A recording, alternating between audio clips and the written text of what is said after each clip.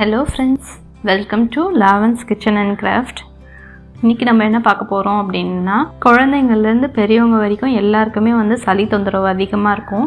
சளி நெஞ்சில் கட்டிக்கிட்டு வெளிவராத அவஸ்தைப்படுவாங்க.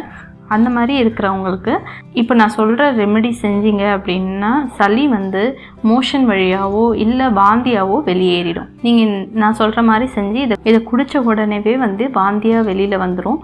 அப்படி இல்லாத பட்சத்தில் அது மோஷன் வழியாக வெளியேறிடும். இப்போது வாங்க வீடியோக்குள்ளே போகலாம். வீடியோக்குள்ளே போகிறதுக்கு முன்னாடி நீங்கள் நம்ம சேனலுக்கு புதுசாக இருந்தீங்க அப்படின்னா கீழே இருக்கிற ரெட் கலர் சப்ஸ்கிரைப் பட்டனை ப்ரெஸ் பண்ணுங்கள். மறக்காமல் பக்கத்தில் இருக்க பெல் ஐக்கானும் ப்ரெஸ் பண்ணுங்கள். பெல் ஐக்கானில் ஆல் என்ற ஆப்ஷனும் கிளிக் பண்ணுங்கள். அப்போ தான் அப்டேட்ஸ் உடனே கிடைக்கும். இப்போது வாங்க ஃப்ரெண்ட்ஸ், வீடியோக்குள்ளே போகலாம்.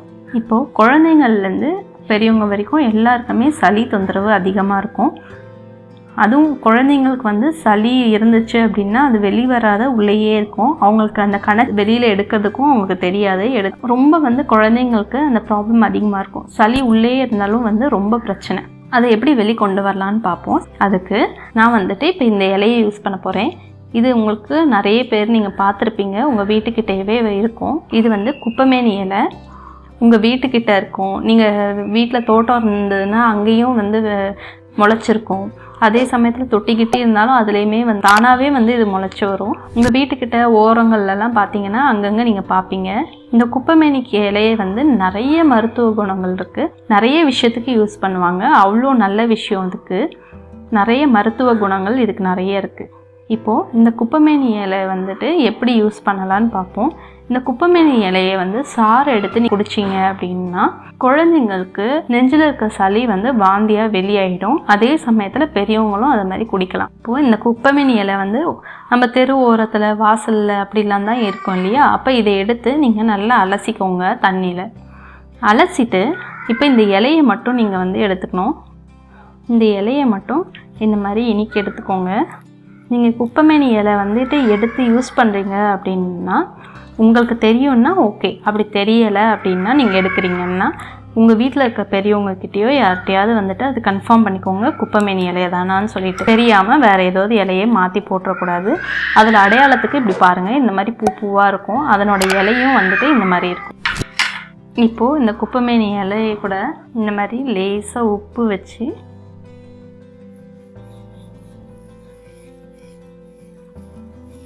இப்படி நல்லா கசக்கிக்கோங்க.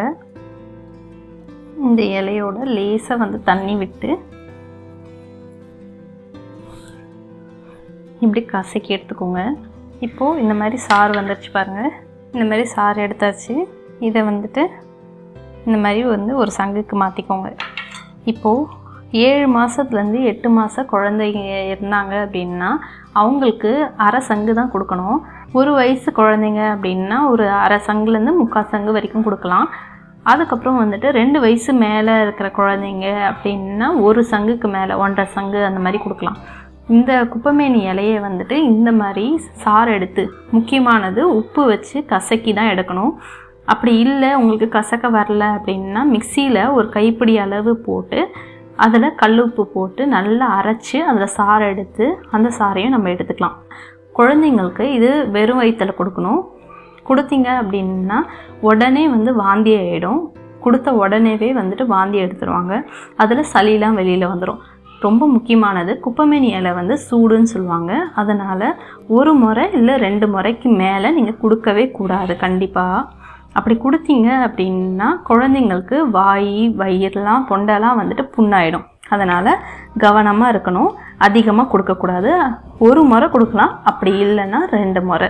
அதுக்கு மேலே நீங்கள் கொடுக்கவே கூடாது கண்டிப்பாக. இது வாமிட்டில் வந்துடும் சளி. அப்படி வாமிட்டில் வராத பட்சத்தில் உங்களுக்கு குழந்தைங்களுக்கு என்ன ஆகும் அப்படின்னா மோஷன் வழியாகவும் சளி வெளியாயிடும். அதனால் நீங்கள் பயப்பட வேண்டாம்.